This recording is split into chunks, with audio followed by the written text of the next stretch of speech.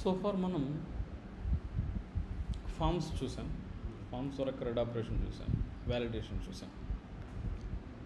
Software ఇండస్ట్రీలో most importantly రెండు role, ఒకటి ఫ్రంట్ ఎండ్, ఇంకొకటి బ్యాక్ ఎండ్. సో ఈ బ్యాక్ ఎండ్ వాడు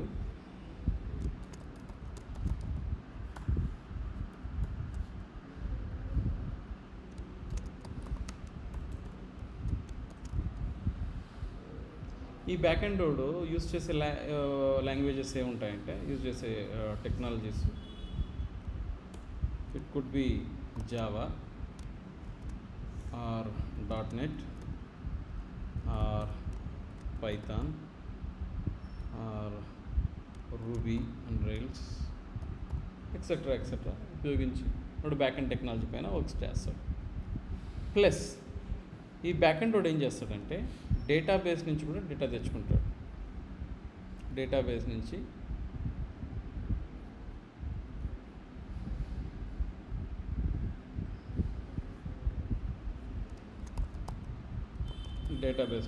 డేటా తెచ్చుకుంటాడు.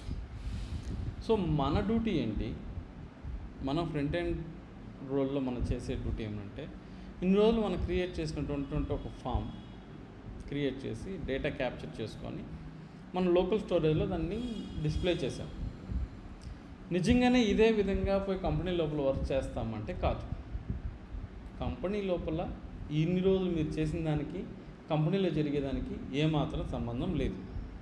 కంప్లీట్లీ 100%. మరి ఎందుకు సార్ దీన్ని నేర్పిస్తున్నారు? మరి దీన్ని నేర్చుకోవాల్సిన అవసరం ఏముందంటే, మనం పోయి ఒక బుక్ చదవాలంటే నేను సెంటెన్స్లు ఎవరు నేర్పించరు, ABCDలు నేర్పిస్తారు, అక్షరాలు నేర్పిస్తూ ఉండదు. నేను నేర్పిస్తూ ఉండేది మీకు అక్షరాలు మాత్రమే. ఇంకా నేను మీకు పదాలు రాయడం కూడా నేర్పించలేదు. సెంటెన్సులు రాసే కథ మరలా, బుక్కులు రాసే కథ మళ్ళా. ఏమైతే మనం ఇన్ని రోజులు మనం నేర్చుకున్నామో it's just a baby steps or రాసే విధానం, అంతే తప్ప ఇలానే కంపెనీ లోపల ఉంటుందని చెప్పలేము. మీకు అదృష్టం బాగుండి ఏదన్నా ఒక చిన్న స్టార్టప్ కంపెనీలో సింపుల్ HTML CSS వర్క్ చేసే కంపెనీలు దొరకచ్చు. ఆ ఛాన్స్ ఇప్పుడు పోయిందిలే, AI వచ్చినాక అది కూడా పోయింది. జస్ట్ నువ్వు వెళ్ళి ఇప్పుడంతా ఏమైపోయిందంటే, నువ్వు జస్ట్ ఒక డేటా ఇస్తే చాలు, దానికి అనుగుణంగా అది మొత్తం కోడ్ క్రియేట్ చేసి ఇచ్చేస్తాను. ఆ కోడ్ని తీసి యూజ్ చేయగలిగే నాలెడ్జ్ మనకు ఉండాలి. ఓకే, సో ఇక్కడ ఏమంటే, ఒక్క స్టేజ్ వచ్చిన తర్వాత ఫ్రంట్ ఎండ్ వాడు బ్యాక్ ఎండ్ వాడి దగ్గర నుంచి డేటా తెచ్చుకోవాలి, లేదా ఫ్రంట్ ఎండ్ వాడు బ్యాక్ ఎండ్ వాడికి డేటా పంపించాలి. సో కొంతకాలం వానికి మనకు సంబంధం లేకుండా పెరిగినా ఏదో స్టేజ్ కాడ వచ్చి మనం వాడితో లింక్ అవుతాం, కోఆర్డినేట్ అవుతాం. సో వాడు మనకు ఒక డేటా ఇస్తాడు, ఆ డేటాను మనం తీసుకొని టేబుల్లో డిస్ప్లే చేస్తామా, ఫామ్లో డిస్ప్లే చేస్తామా, యాడ్నో చోట డిస్ప్లే చేసుకుంటాం. ఇంతవరకు క్లియరా? సో ఇన్ని రోజులు మనం చేసుకొని వచ్చింది ఒక స్టేజు.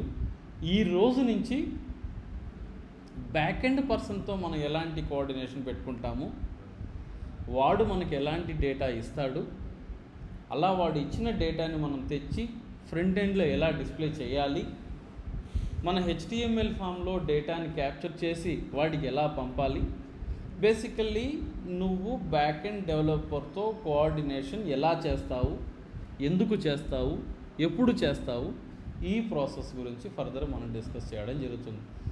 యాక్చువల్లీ ఇండస్ట్రీలో డే టు డే మీరు చేయబోయే పని ఇదే. ఈరోజు నేనేమైతే చెప్తున్నానో ఇక్కడ నుంచి నేను వాడబోయే పదాలు కానీ, నేను చెప్పబోయే కాన్సెప్ట్స్ కానీ, మీరు డైరెక్ట్గా కంపెనీలో యూజ్ చేయబోయే పదాలు, మీరు డైరెక్ట్గా కంపెనీలో ప్లే చేయబోయే రోల్స్, ఇన్ని రోజులు జస్ట్ వామప్. HTML CSS పైన మీకు ఉద్యోగాలు రావు, take my word, nobody will give you. ఇన్ని రోజులు మీరు నేర్చుకున్న basics, object, arrays, loops, conditions, events, ఇది మీకు ఎక్కడా కనిపించదు. మీరు ఎవరిదైనా పోయి నేను జావా స్క్రిప్ట్ చేసినాను, ఆబ్జెక్ట్ అర్రేస్ లూప్స్ కండిషన్ చేసుకున్నానంటే కూడా ఇవన్నిటినీ ఇన్ని రోజులు మనం యూస్ చేసిన హెచ్టిఎంఎల్ని, ఇన్ని రోజులు మనం యూస్ చేసిన సిఎస్ఎస్ని, ఇన్ని రోజులు మనం యూస్ చేసినటువంటి జావా స్క్రిప్ట్లోని కొన్ని కాన్సెప్ట్ను ఉపయోగించి బ్యాక్ ఎండ్కు డేటా ఎలా పంపించాలి అనేది మెయిన్ టాపిక్. అదేవిధంగా బ్యాక్ ఎండ్ నుంచి డేటా ఎలా తెచ్చుకోవాలి. ఇప్పుడు మీరు యూజ్ చేసే ఫ్లిప్కార్ట్ కానీ, అమెజాన్ కానీ, లేదా ఇంకొకటి కానీ వీటి డేటా అంతా మన మొబైల్లో ఉండదు కదా.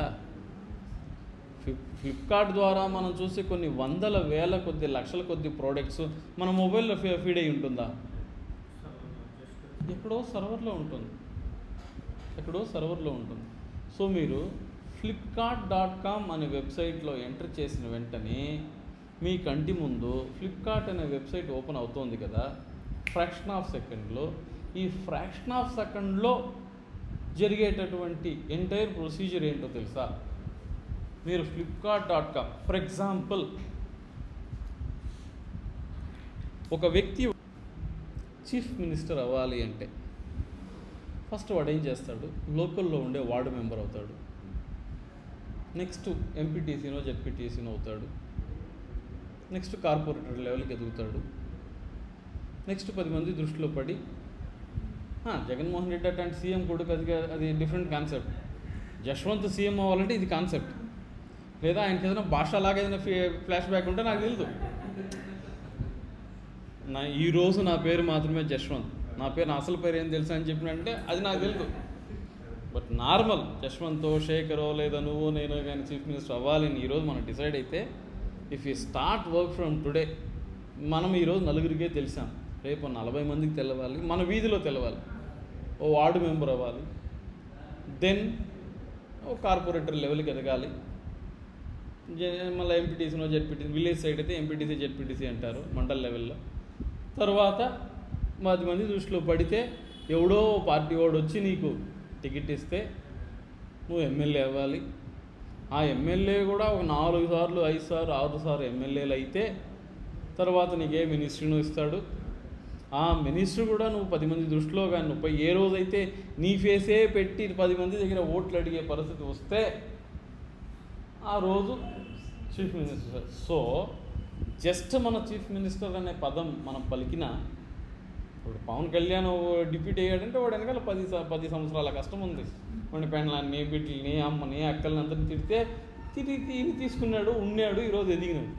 సో నేను ఎందుకు ఇది చెప్తున్నానంటే ఆ విధంగా ఒక flipkart.com అని ఈ URL ఇది కదా అడ్రస్ బారు, ఈ flipkart.com అని నువ్వు టైప్ చేసి ఎంటర్ కొట్టడానికి, ఆ వెబ్సైట్ ఓపెన్ అవ్వడానికి 1 సెకండ్ కూడా గ్యాప్ లేదు. కానీ ఆ 1 సెకండ్ కంటే తక్కువ గ్యాప్లో జరిగేది ఏంటి తెలుసా?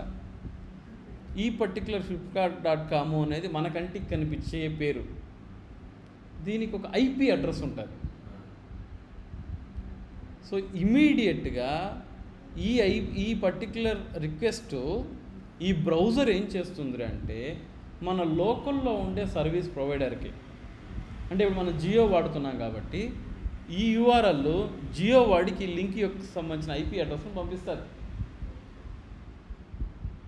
ఈ IP అడ్రస్ ఆ DNS అనే ఒక సర్వీస్ ఉంటుంది, డొమైన్ నెట్వర్క్ సంథింగ్ ఏదో, ఐఎమ్ నాట్ షూర్, బట్ నేను జస్ట్ అవుటర్ లైన్ చెప్తున్నాను. అక్కడికి వెళ్ళి flipkart.com అనే వెబ్సైట్ జెన్యూనా కాదా, ఆ పేరుతో వెబ్సైట్ ఉందా లేదా అని వాడికి రిక్వెస్ట్ పెడుతుంది.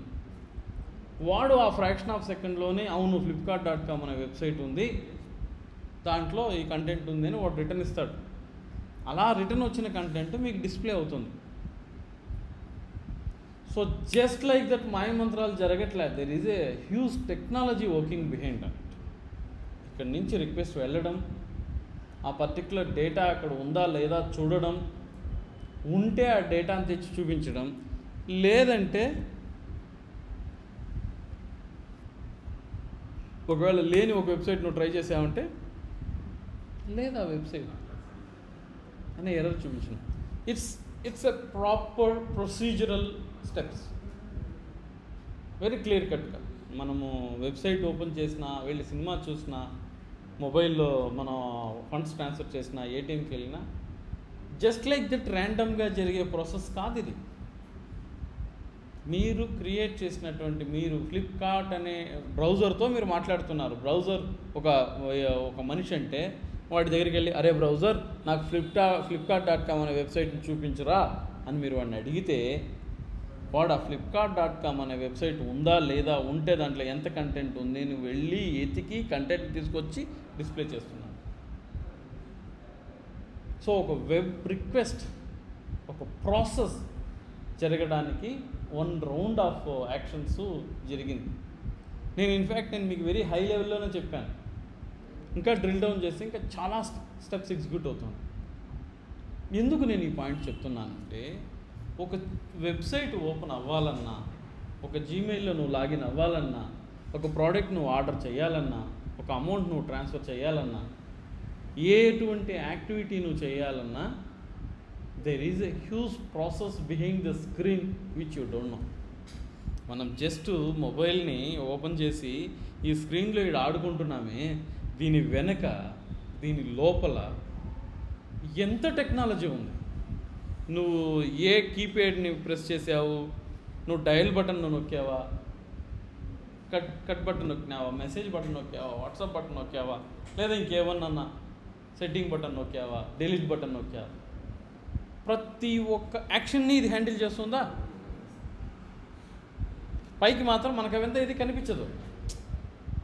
కాల్ బటన్ నొక్కిన తర్వాత ఆ ఎదుటి పర్సన్ కాల్ రిసీవ్ చేసుకునేంత వరకు బ్యాక్గ్రౌండ్లో జరిగే ప్రాసెస్ మీకు ఏమైనా తెలుస్తుందా? లేదు. ఆ విధంగా జావా స్క్రిప్ట్ కూడా మీకు కావాల్సినటువంటి వెబ్సైట్ని, ఇప్పుడు మీరు ఫ్లిప్కార్ట్.com అన్నా, అమెజాన్ రిసీవ్ చేసేయండి, మళ్ళీ చేయకపోతే రిసీవ్ చేసేయండి, లేదా మాట్లాడండి.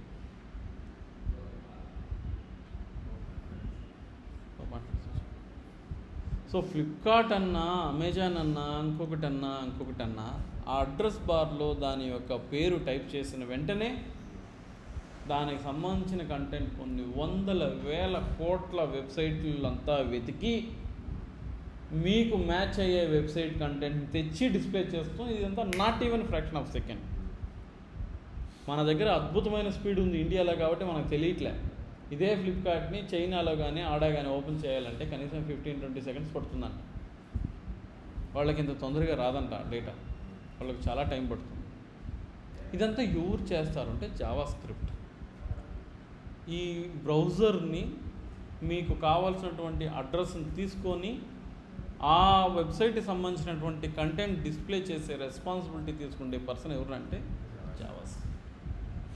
కాబట్టి దీనికి ఇంత డిమాండ్.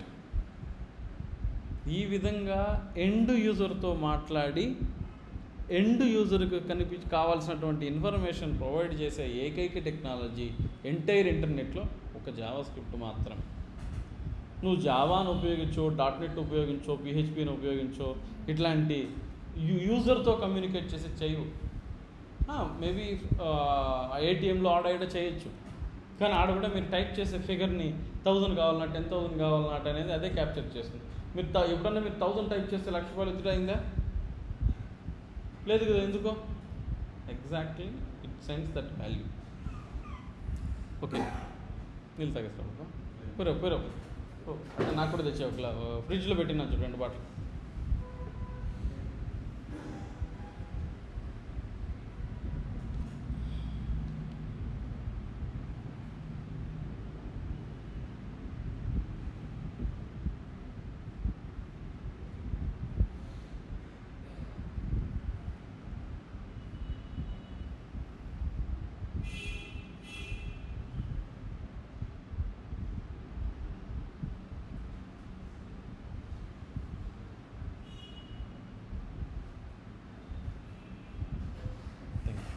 ఇంతైనా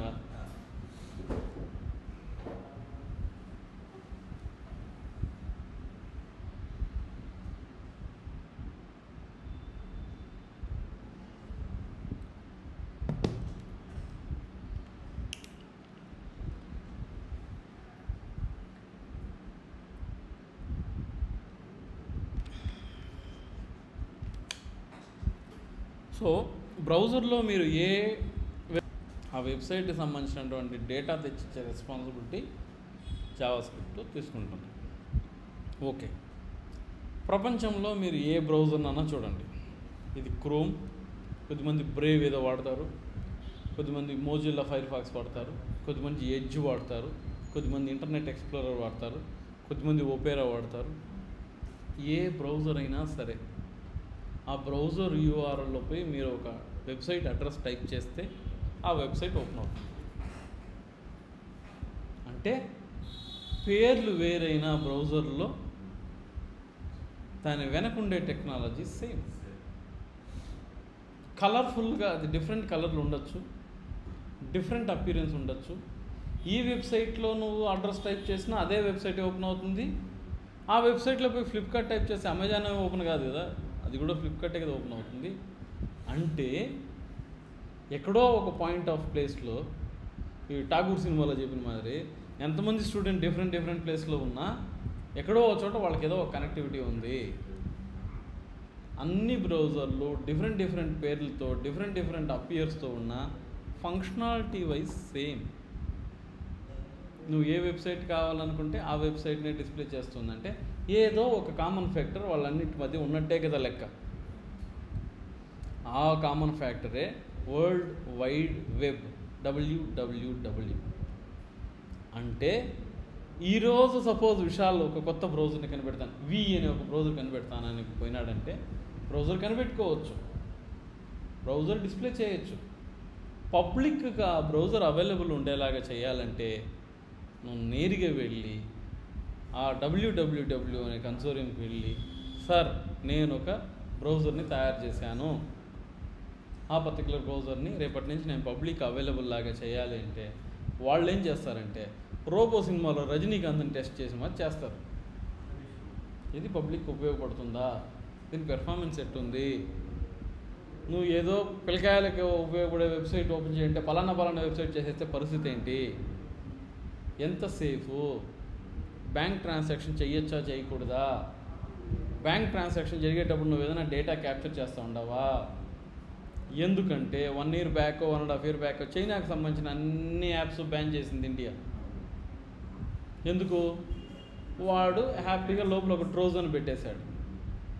ఆ యాప్ నువ్వు యూజ్ చేస్తే నీ డేటా అంతా పోయి చైనాలో పోయి స్టోర్ అవుతుంది. ఇడాడే కాదు,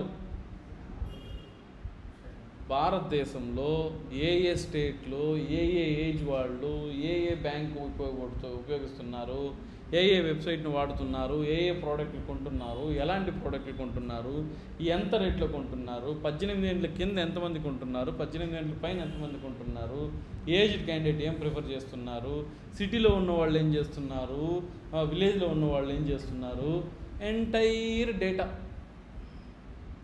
క్యాప్చర్ అయిపోతుంది. సో నువ్వు ఒక వెబ్సైట్ ఒక బ్రౌజర్ క్రియేట్ చేసి పబ్లిక్ వదలాలంటే there is certain amount of test you have to go through. వాడు చెప్తాడు వాడు నీకు ఒక ఇంజిన్ ఇస్తాడు, నీకు ఒక కాన్సెప్ట్ ఇస్తాడు. ఓకే విశాల్, నువ్వు చేసేది మంచి ప్రయోగమే, కాకపోతే ఆ బ్రౌజర్లో నేను ఒక ఆబ్జెక్ట్ ఇస్తాను, దాన్ని పెట్టు. ఈ ఆబ్జెక్ట్ ఏం చేస్తుందంటే, ఈ టూల్ ఏం చేస్తుందంటే, నేను ఇచ్చే మిషన్ ఏం చేస్తుందంటే, ఏ వెబ్సైట్ డిస్ప్లే చేయాలని యూజర్ అడుగుతాడో ఆ వెబ్సైట్ని డిస్ప్లే చేసేమా నా దగ్గర ఒక మిషన్ ఉంది, ఎత్తుకొని పోయి నీ బ్రౌజర్లో పెట్టుకోవటని చెప్పేసి వరల్డ్ వైడ్ వెబ్ నీకు కొన్ని స్టాండర్డ్ ఇన్స్ట్రక్షన్స్ ఇస్తాడు. దానిని ఫాలో చేసి నువ్వు ఒక బ్రౌజర్ని క్రియేట్ చేస్తావు. ఇది బ్రౌజర్ యొక్క హిస్టరీ. ఒక బ్రౌజర్ని క్రియేట్ చేయాలంటే ఇంత process. And point number 2,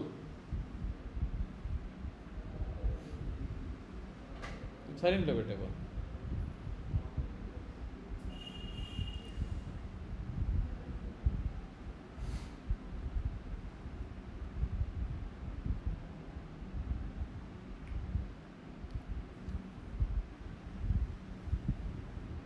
and second point, ఈ విధంగా జావా స్క్రిప్ట్ని అర్థం చేసుకోగలిగినటువంటి ఏకైక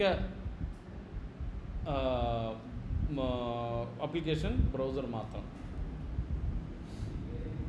ఓకే, ఇది ఇంపార్టెంట్. నౌ ఈరోజు పాయింట్ ఏంటంటే అసలు విషయానికి వస్తే, ఒక ఫ్లిప్కార్టే తీసుకున్నాం. ఫ్లిప్కార్ట్లో మనం ఇన్ని ప్రోడక్ట్లు కొంటాం కదా, ఏ ఒక్క ప్రోడక్ట్నన్నా ఫ్లిప్కార్ట్ తయారు చేస్తుందా? ఇంకెవరు తయారు చేస్తారు? ఫర్ ఎగ్జాంపుల్ నువ్వు కొనే నోకియా మొబైల్ నోకియా కంపెనీ తయారు చేస్తుంది, లోకల్ వెండర్స్తో కనెక్ట్ అవుతాం. So it's a tie up based on your preferences, based on your requirement, అది నీకు ప్రోడక్ట్స్ చూపిస్తుంది. సో ఈ ప్రాసెస్ ఎలా జరుగుతుందంటే, సపోజ్ నేను ఒక వెండర్ అనుకుంటే, నా దగ్గర ల్యాప్టాప్స్ ఉన్నాయి, లేదా రీఫ్రెష్డ్ ల్యాప్టాప్స్, కొత్త ల్యాప్టాప్స్, లేదా ఏదో కొత్త ప్రోడక్ట్ ఉంది, ఒక బుక్ రాస్తాను, ఈ బుక్ నేను అమ్మాలి, ఓకే, నీట్ గురించో లేదా జేఈ గురించో యూజర్స్కి హెల్ప్ అయ్యే மாதிரி బుక్స్ రాశాను. నేను వెళ్ళి ఫ్లిప్కార్ట్ వాడిని, అమెజాన్ వాడిని, మింత్రా వాడిని వెళ్ళి నేను కలుస్తాను. కలిసి, అయ్యా నా దగ్గర బుక్ ఉంది, ఈ బుక్ని నేను ఏపీ క్యాండిడేట్లకు ఒక బుక్ రాశాను, అదర్ స్టేట్స్కి ఒక బుక్ రాశాను, ఈ బుక్స్ని నేను మీ మింత్రాలో, మీ అమెజాన్లో, మీ ఫ్లిప్కార్ట్లో పెట్టాలనుకుంటున్నాను, నాకు హెల్ప్ చేయండి అటని నేను వచ్చి అప్రోచ్ అవుతాను. అప్పుడు వాళ్ళు ఏం చేస్తారంటే, అవునా నీ దగ్గర ఏ బుక్స్ ఉన్నాయో తీసుకొని రా అటని చెప్పి ఆ బుక్స్ తీసుకొని, ఆ బుక్స్ డీటెయిల్స్ మొత్తం, బుక్ పేరేమి, ఎన్ని పేజెస్ ఉన్నాయి, ఆథర్ ఎవరు, ఎవరికి ఉపయోగపడుతుంది, ఇట్లాంటి డేటా మొత్తం నోట్ చేసుకొని, ఆ డేటా ప్రిపేర్ చేసుకొని, దీన్ని ఎత్తుకొని పోయి వాళ్ళ వెబ్సైట్లో పెడతారు. ఒక 1000 బుక్స్ వీడి దగ్గర ఉంది, ఫ్లిప్కార్ట్లో 40 బుక్స్, అమెజాన్లో 100 బుక్స్, మింత్రాలో 100 బుక్స్ సేల్ అయిపోయింది. సో 240 బుక్స్ సేల్ అయిపోయింది. సేల్ అయిపోయిన నెక్స్ట్ ఫ్రాక్షన్ ఆఫ్ సెకండ్ 1000 - 246, 754 అనేది క్వాంటిటీ ఆ డిస్ప్లే అవ్వాలి. ఈ ప్రాసెస్ అంతా ఎవరు ఎక్కడ ఎలా చేస్తారు, అర్థమైందా? సో బేసికల్లీ ఈ ఎంటైర్ ప్రాసెస్ని అంతా వాళ్ళు ఏం చేస్తారంటే, ఒక డేటాబేస్లో పెట్టి స్టోర్ చేసి, ఆ డేటాని మొత్తం వాళ్ళు ఆ యొక్క కన్సర్న్ వెబ్సైట్కి పంపిస్తూ ఉంటారు. అంటే ఒక చిన్న లింక్ అంతే, అర్థమైందా? వాళ్ళు డేటా పంపిస్తూ ఉన్నారంటే వాళ్ళని సూట్ కేసులను, బ్రీఫ్ కేసులను ఎత్తుకొని పంపించరు, వాళ్ళకి మెసేజ్ పెడతారు, ఆ మెసేజ్లో ఒక లింక్ పెడతారు, ఆ లింక్ని క్లిక్ చేస్తే ప్రోడక్ట్స్ ఎన్ని ఉన్నాయి, ఎన్ని సేల్ అయిపోయినా వచ్చేస్తాయి. ఇప్పుడు మనం రిజల్ట్ చూస్తే అంటే ల్యాప్టాప్ ఎత్తుకొని తిరగం కదా, ఆ రిజల్ట్ లింక్ పైన క్లిక్ చేస్తాం, ఒక వెబ్సైట్ ఓపెన్ అవుతుంది, దాంట్లో నువ్వు నీ registration number, date of birth ఇచ్చిన వెంటనే నీ డేటా ఎంటర్ అయిపోతుంది.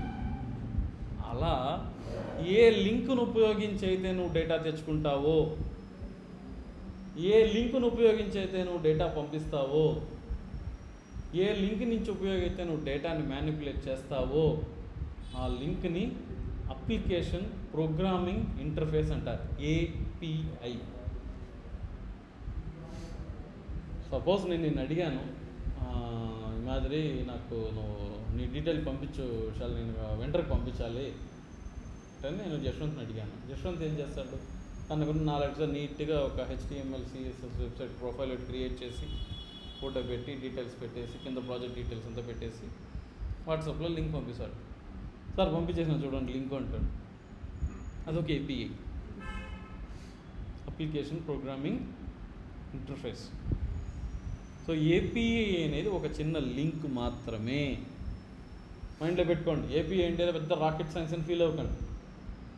API nothing but a small link which can give you the data. So Java script ఏం చేస్తుందంటే, ఈ ఏపీఐని ఉపయోగించి డేటాని చేస్తుంది. flipkart.com అని కొడతాం కదా, flipkart.com ఒక ఏపీఐ. amazon.com అని కొడతాం కదా, అదొక ఏపీఐ. accessbank.com అని కొడతాం కదా, అదొక API. Any doubt so for? అలాంటి లింక్ను ఉపయోగించి డేటా తేవడానికి జావా స్క్రిప్ట్లోనే ఒక కాన్సెప్ట్. ప్రతి ఒక్క బ్రౌజర్లో ఈ వరల్డ్ వైడ్ వెబ్ అనే వాడి ఇన్స్ట్రక్షన్ బేస్ చేసుకొని ఈ డేటాని పంపడానికి, తేవడానికి అనుకూలంగా ఇది ప్రోగ్రామ్ చేయబడింది.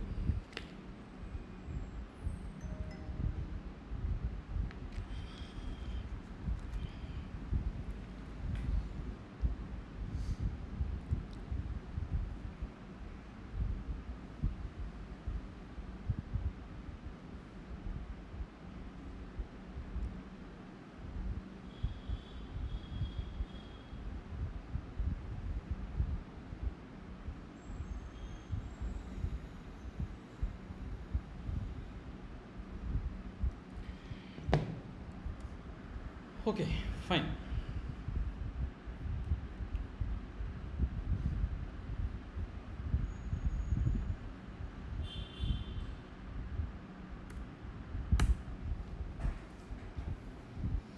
ఇప్పుడు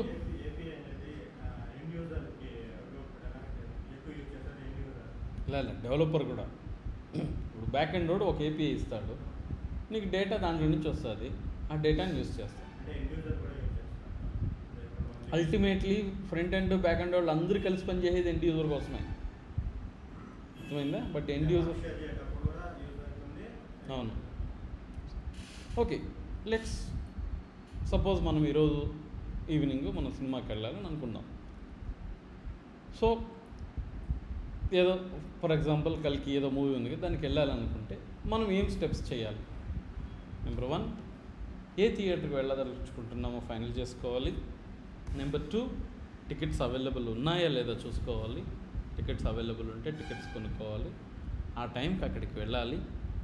అక్కడికి వెళ్ళిన తర్వాత మనం మూవీ చూసేసి రావాలి. ఇది a process of steps if you want to do something. So ఇన్ని స్టెప్స్ ఇంక్లూడెడ్ అయినాయి. ఆ విధంగానే ఒక యూఆర్ఎల్లో ఒక ఏపీఐలో నుంచి నువ్వు డేటా తేవాలి అంటే ఇది సర్వర్కి వెళ్ళాలి, సర్వర్లో flipkart.com ఉందా లేదా చూడాలి, ఉంటే ఆ డేటాని తీసుకొని మరలా బ్రౌజర్కి రావాలి. 1 round of steps, 1 circle. Once you request for a website, it will look for that, it will just search for that, it will bring and it will display. Any doubts ఈ స్టెప్లో?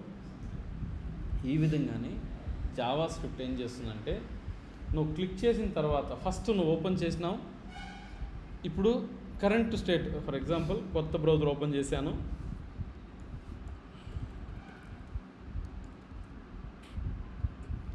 ఇప్పుడు నేను ఇంకా బటన్ ఎంటర్ కొట్టలే, ప్రస్తుతం నేను 0 స్టేజ్లో ఉన్నాను, మొదటి స్టెప్ కూడా ఇంకా స్టార్ట్ చేయలే. The moment I press enter, stage 1కి వెళ్ళినట్టు, రిక్వెస్ట్ వెళ్ళింది. స్టేజ్ 2 నీకు కావాల్సిన రిజోర్స్ ఉందా లేదా ఫైండ్ చేయడం స్టార్ట్ చేసింది. స్టేజ్ 3 దొరికేసింది.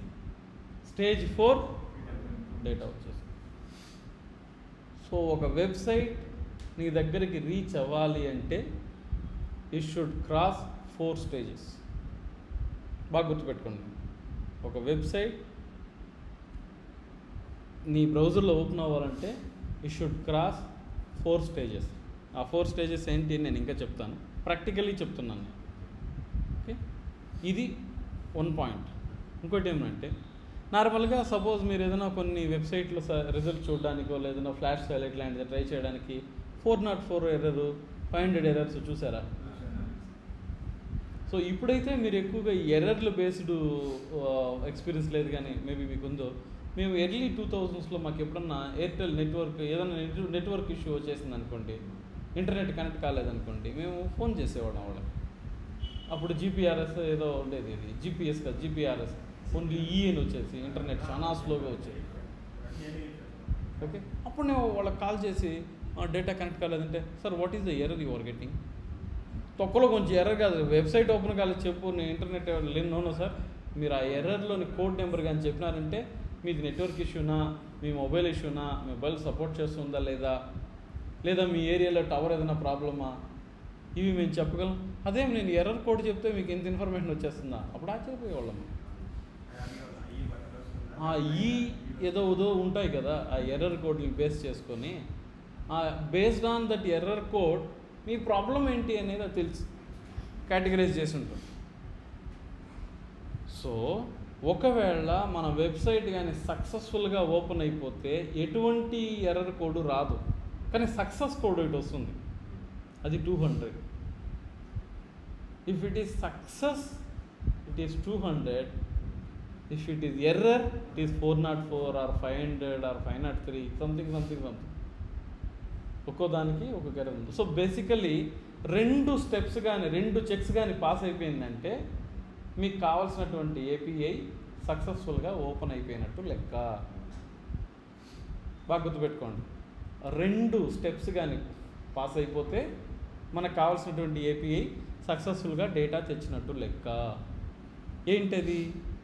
0 నుంచి 1కి వెళ్ళి 2, 3, 4. So if the request reaches stage 4, you have data. If the request reaches 200 code, it is success. So దాన్ని నేను ఇప్పుడు కోడ్ రూపంలో చూపిస్తాను. నేను ఇంతవరకు క్లియరా? రఫ్లీ పిక్చర్ మీకు క్లారిటీ వచ్చిందా? ఫర్ ఎగ్జాంపుల్,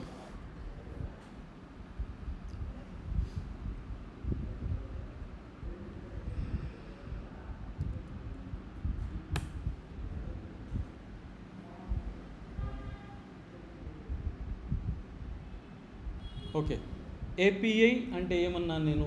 ఏ లింక్ని యూస్ చేస్తే మీకు డేటా వస్తుందో, ఏ లింక్ని యూస్ చేసి మీరు డేటా పంపగలరో, ఏ లింక్ని యూస్ చేసి మీరు డేటా డెలీట్ చేయగలరో ఆ లింక్ పేరు ఏపీఐ అన్నాను. ఇప్పుడు నేను ఈ లింక్ యూస్ చేస్తే నాకు డేటా వచ్చింది. మరి ఫ్లిప్కార్ట్లో డేటా రాలేదు సార్ అంటే మన కంటికి ఇది కనిపించినా కూడా ఇది కూడా డేటానే. సో ఇది జావా స్క్రిప్ట్ ఆబ్జెక్ట్ రూపంలో వచ్చిన డేటా, ఇది కంప్లీట్ కంటెంట్తో వచ్చిన డేటా. ఇది కూడా లోపలికి వెళ్ళి చూస్తానంటే ఈ మాదిరి కనిపిస్తుంది, ఈ మాదిరి వచ్చి ఉంటుంది. Okay okay. సో బేసికలీ ఇక్కడ సిఎస్ఎస్ లేదు కదా, ఇట్స్ బ్లాంక్. సో ఏ లింక్ను ఉపయోగిస్తే మీకు డేటా వస్తుందో దాని పేరు ఏపీఐ, అప్లికేషన్ ప్రోగ్రామింగ్ ఇంటర్ఫేస్. దీన్ని టెక్నికల్గా కొంచెం డీటెయిల్డ్గా చెప్పచ్చు, బట్ నేను మిమ్మల్ని కన్ఫ్యూజ్ చేయదలుచుకోలేదు. ప్రస్తుతానికి ఈ పాయింట్ మైండ్లో పెట్టుకోండి. సడన్గా ఓకే విశాల్ను ఆ లింక్ను, ఆ ఏపీఐని వాడు, ఓకే శేఖర్ ఆ ఏపీఐ వాడు అంటే మీ మైండ్లో స్ట్రైక్ అవ్వాల్సింది, ఓ ఏదో లింక్ వాడమంటున్నాడు సారు. ఏపీఐ అంటే ఏదో బాక్స్ అయినా ఎత్తకపోతారు, ఏదో మొబైల్ పేపర్ అయినా ఎత్తకపోతారు. API is nothing but it's a link. Okay, దీనిని ఉపయోగించి నేను ఇప్పుడు డేటాని తీసుకురాబోతున్నాను. సో ఈ లింక్ కాపీ చేసి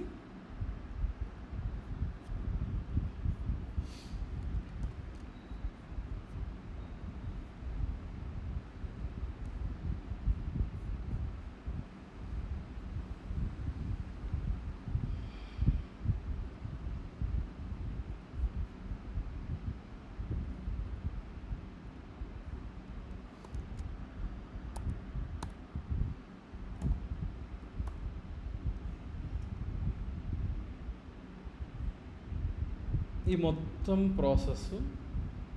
మొత్తం ప్రాసెస్ ఏదైతే సర్వర్కి వెళ్ళి డేటా తేవడాలు అవి ఇవంతా ఉండే, దీని పేరు AJAX, asynchronous Java script and XML. Once again I repeat, asynchronous Java script and XML. Okay, asynchronous అనే పదానికి ఒక అర్థం ఉంది. అసింక్రనస్ అంటే ఇప్పుడు నేను మీతో మాట్లాడుతున్నాను, నార్మల్గా మీరు చాలామందికి ఏదైనా హోంవర్క్ చేసేటప్పుడు లేదా ఏదైనా కోడింగ్ చేసేటప్పుడు ఏదైనా చదివేటప్పుడు పక్కన పాటలు పెట్టుకోని వినడం అలవాటు ఉంటుంది. ఎవరికైనా ఉందా? మీరు ఎవరికైనా అలవాటు?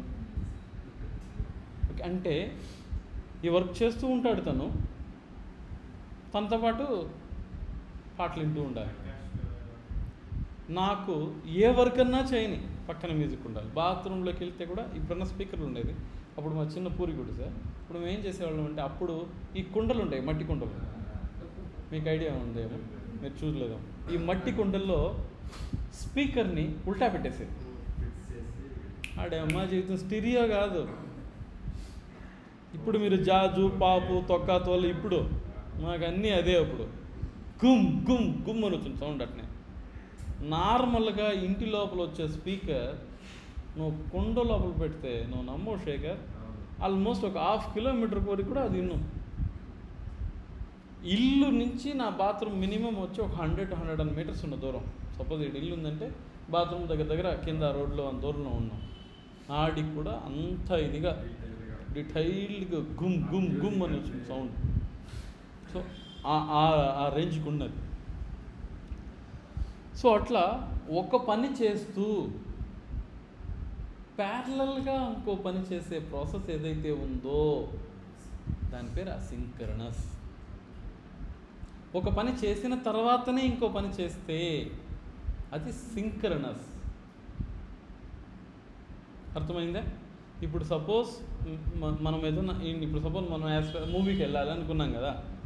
సో మనం మూవీకి ఆ థియేటర్కి వెళ్ళి టికెట్స్ చేతిలోకి తీసుకొని టికెట్స్ చింపుకొని సీట్లోకి వెళ్ళి కూర్చుంటేనే మనం మూవీ చూడడానికి అవుతుందో తప్ప ఈ నుంచి మూవీ చూస్తా పోనా ఉన్నాం మీరు. It's process. It's one activity తర్వాత ఇంకో యాక్టివిటీ జరిగితే that is called synchronous. Okay, multiple activities at a time జరిగితే that is called asynchronous. For example ఈ నుంచి మనం బయలుదేరాం, మనకు టికెట్లు దొరకలేదు. మనం మేబీ విశాల్తో లేదా జస్ట్ చెప్పాము, మనకు టికెట్లు దొరకలేదు సార్, మీరు రండి పోతాం మనం అని చెప్పి నేను డ్రైవ్ చేస్తూ ఉన్నాను, తన వెనకాల కూర్చొని ఉన్నాడు, ఎవరిని కూడా డైల్ చేస్తాను, రే మాకు టికెట్లు కావాలంటాడు. So actually there is activity parallelly going on. మనం అక్కడికి వెళ్తూ ఉన్నాం, బట్ ప్యారల్గా మనం టికెట్స్ కోసం ట్రై చేస్తూ ఉన్నాం. టికెట్లు దొరకచ్చు దొరకకపోవచ్చు secondary, but the train activity వచ్చి బ్లాక్ అవ్వలేదు. నేను జస్ట్ టికెట్లు బుక్ చేసే మళ్ళీ పోతాం అని అనలేదు. టికెట్లు బుక్ చేసేందుకు నేను ఆగలేదు.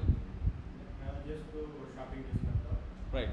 ఇన్ని రోజులు మనం రాసినటువంటి జావా స్క్రిప్ట్ కోడ్ ఏదైతే ఉందో ఇది లైన్ నెంబర్ 133 కంప్లీట్ అయినాకనే 134కి వెళ్తుంది. ఆ లైన్ కంప్లీట్ అయినాకనే ఇంకొక కోడ్కి వెళ్తుంది. మీరేమన్నా జస్ట్ దీన్ని తీసేయండి, ఎర్రర్ వచ్చేసింది కదా, ఇప్పుడు చూడండి, రన్ చేయండి, ఆ లైన్ దాటుతుందేమో చూడండి ప్రోగ్రామ్. ఏముంటుంది, లైన్ నెంబర్ 135లో ఏదో ఎర్రర్ని చూడరా బా అనేసి ఆడికి నిలిచిపోయింది, మళ్ళీ అది ఇంకేం ముందుకు వెళ్ళలేదు. అర్థమైందా? ఫర్ ఎగ్జాంపుల్ లైన్ నెంబర్ 130 కింద నేను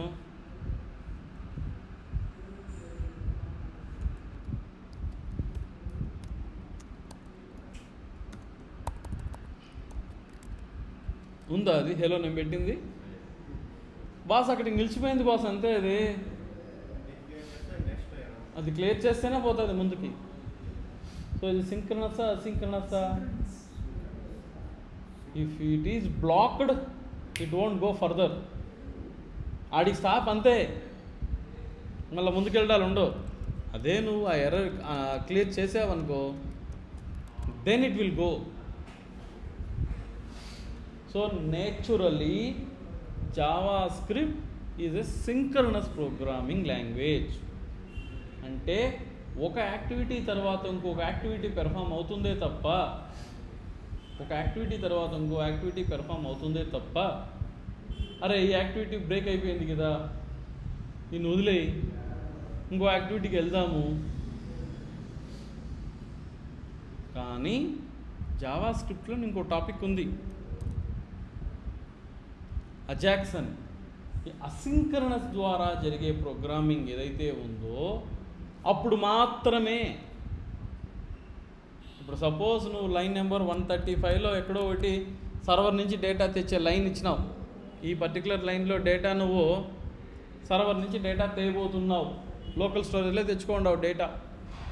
లోకల్ స్టోరేజ్లో కాకుండా సర్వర్లో నుంచి కానీ డేటా తెచ్చే కోడ్ ఇక్కడ కానీ నువ్వు రాసి ఉంటే ఆ లైన్ కంప్లీట్ అయ్యేంత వరకు ఆగదు. ఓహో ఇది సర్వర్కి వెళ్ళి డేటా తేపోతుందా, సార్ దీనికంత పక్కన పెట్టి మనం నెక్స్ట్ లైన్కి వెళ్ళిపోతాం అనేసి ఇది వెళ్ళి డేటా తెచ్చేంత వరకు లైన్, ఇది ప్రోగ్రామ్ ఆగదు బాస్. ఎప్పుడైతే ఒక particular line of code server నుంచి డేటా వచ్చేంత వరకు ఆగలేదో దాన్ని అసింక్రనస్ అంటాం. సో జావా స్క్రిప్ట్లో సర్వర్ నుంచి డేటా తెచ్చే ప్రాసెస్ ఏదైతే ఉందో అది సింక్రనస్ కాదు, అది అసింక్రనస్ ప్యారలల్ యాక్టివిటీ. ఓకే, మొత్తం 3 పాయింట్లు చెప్పాను నేను మీకు. జావా స్క్రిప్ట్ సింక్రనస్ ఎలా ఎగ్జిక్యూట్ అవుతుంది, అసింక్రనస్ ఎలా ఎగ్జిక్యూట్ అవుతుంది. తర్వాత సర్వర్ నుంచి డేటా తేవాలి అంటే అది వచ్చి రెడీ స్టేట్ 200 ఉండాలి, స్టేటస్ 200 ఉండాలి, 4 స్టెప్స్ కంప్లీట్ అయి ఉండాలి, దాన్ని రెడీ స్టేట్ అంటారు. Okay, now let's do that. Sample 1 Ajax.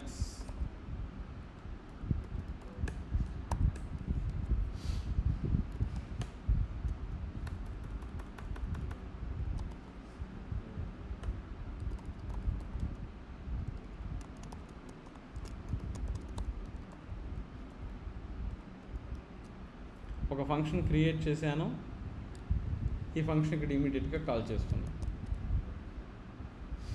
దీని ద్వారా నేను డేటా తెచ్చుకోవాలని ప్లాన్ చేస్తున్నాను. సో ఫస్ట్ నేనేం చేయాలంటే, జావా స్క్రిప్ట్లో వరల్డ్ వైడ్ వెబ్ అనేవాడు ప్రతి బ్రౌజర్లోనూ సర్వర్తో అనుసంధానం ఉండే మాదిరి సర్వర్ నుంచి డేటా తెచ్చుకోగలిగేటటువంటి ఒక క్యాపబిలిటీని పెట్టుంటాడు దాంట్లో. దాని పేరు XML HTTP రిక్వెస్ట్. ఇదే కీ.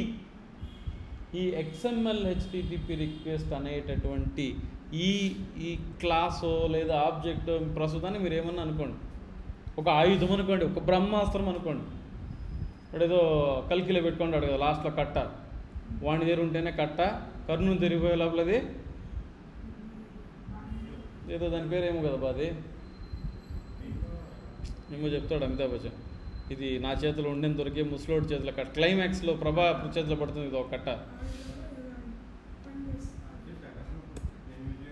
ఏం బా చూసేసి స్టేటస్లో పెట్టి నువ్వు ఆన్సర్ చేయకపోతే ఎట్నో చెప్పు.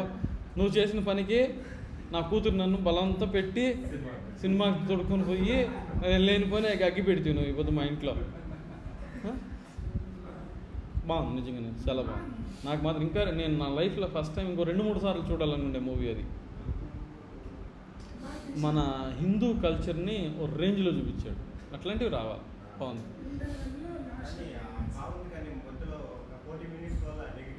ఇది 40 మినిట్స్ బాగాలేదు.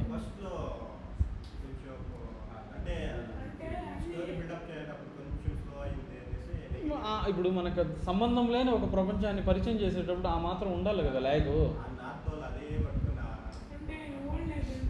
చూడు, ఎవడన్నా ఒక హాలీవుడ్ మూవీ చూసిన వాళ్ళకి స్పెషల్ ఇంట్రొడక్షన్ అవసరం లేదు.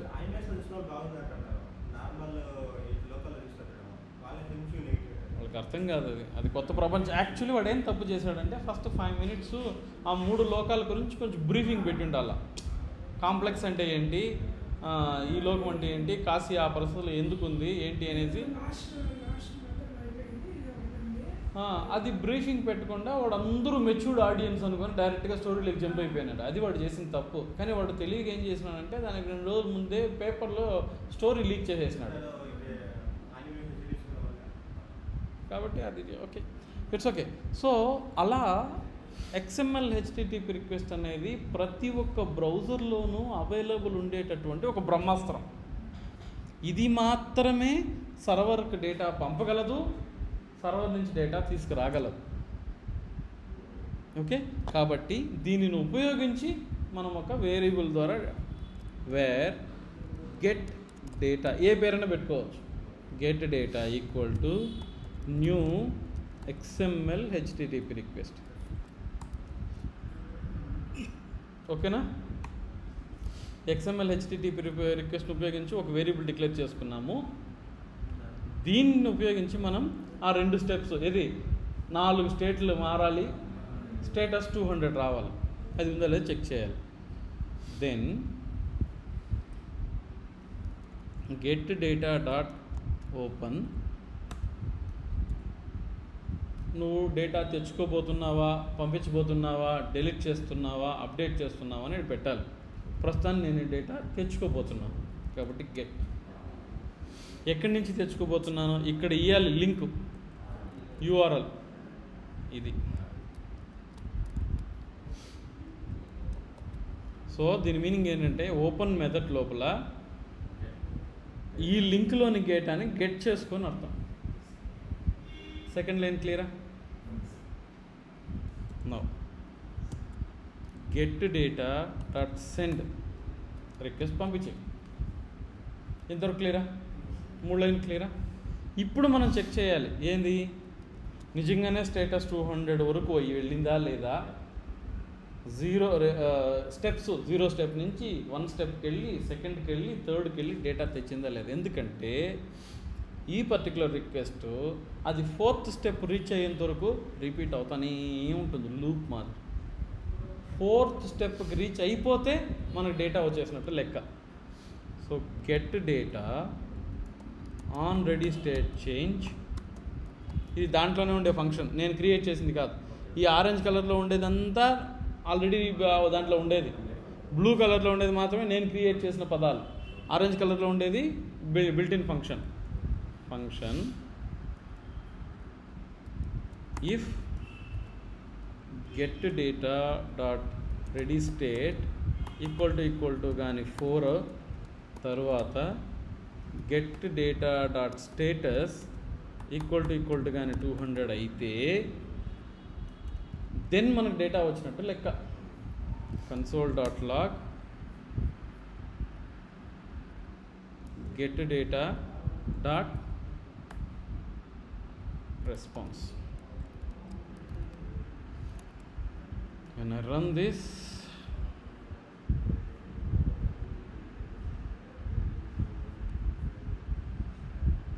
బట్ ఇది వచ్చి దీంట్లో మొత్తం ఎన్ని ఆబ్జెక్టులు ఉన్నాయి? 1 2 3 4 5 ఆబ్జెక్ట్స్ ఉన్నాయి. ఇప్పుడు మీరు జస్ట్ దాని యొక్క లెంత్ కనుక్కోండి, ఎన్ని ఆబ్జెక్టులు ఉందని అడగండి. ఎన్ని ఉందంటుంది? ఎందుకు అలా చెప్తుందో తెలుసా? మొత్తం ఒక్కొక్క లెటర్ దాని దృష్టిలో ఇది ఒక ఆబ్జెక్ట్, ఇది ఒక ఆబ్జెక్ట్, ఇది ఒక ఆబ్జెక్ట్. ఎందుకంటే ఇది ఆబ్జెక్ట్ రూపంలో లేదు, స్ట్రింగ్ రూపంలో ఉంది. That's why you should convert this data into JSON.